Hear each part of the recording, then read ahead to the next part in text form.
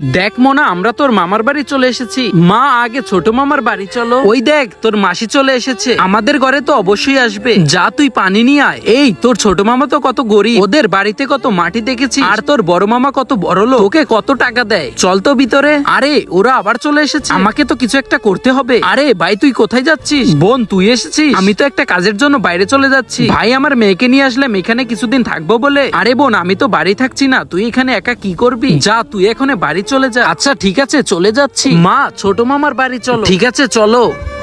ভালো হলো ওরা চলে গেল। এখন জামাটা খুলে ঘরে চলে যাই।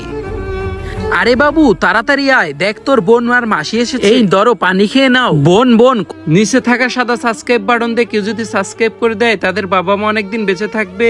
আর যারা এই ভিডিওটি লাইক করবে, তাদের মনের আশা যেন পূরণ হয়, আমি দোয়া করে দিলাম।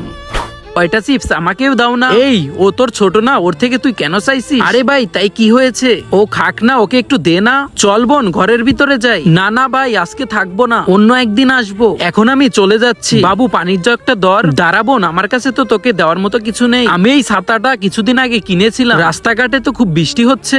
এই নে, তুই এটা সাথে করে নিয়ে যা, আর বৃষ্টিতে ভিজবি না।